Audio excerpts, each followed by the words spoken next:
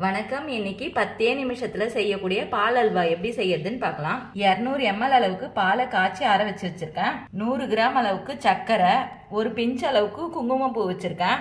100 gram அளவுக்கு ரவை, 100 gram அளவுக்கு நெய். கேஸ்ல வைக்கிறதுக்கு முன்னாடியே எல்லாத்தையும் கலந்து வச்சுக்கலாம்.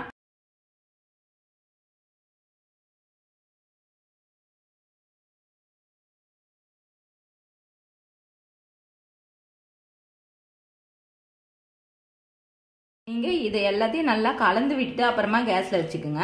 உங்க வீட்டுக்கு கெஸ்ட் வந்திருக்காங்கன்னா 10 நிமிஷத்துல இந்த பால் அல்வா செஞ்சு முடிச்சிடலாம்.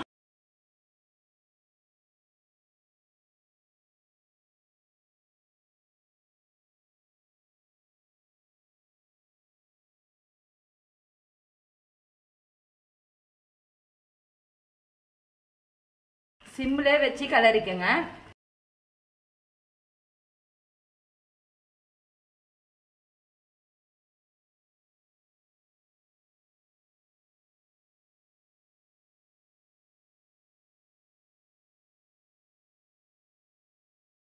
நீங்க இதுல முந்திரி பாதாம் கூட கட் பண்ணி சேர்த்துக்கலாம்.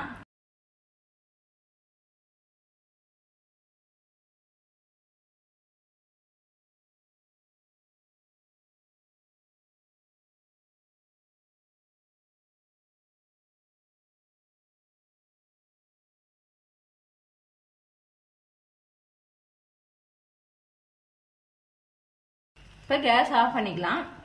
இப்ப ஒரு பவுலுக்கு எடுத்துக்கிறேன். சுவையான இந்த பால் அல்வாவை நீங்களும் வீட்டில் செஞ்சு பாருங்க. செஞ்சு பார்த்துட்டு எப்படி இருந்துச்சுன்னு சொல்லுங்க. இந்த லைக் பண்ணுங்க, ஷேர் பண்ணுங்க, கமெண்ட் பண்ணுங்க, சப்ஸ்கிரைப் பண்ணுங்க.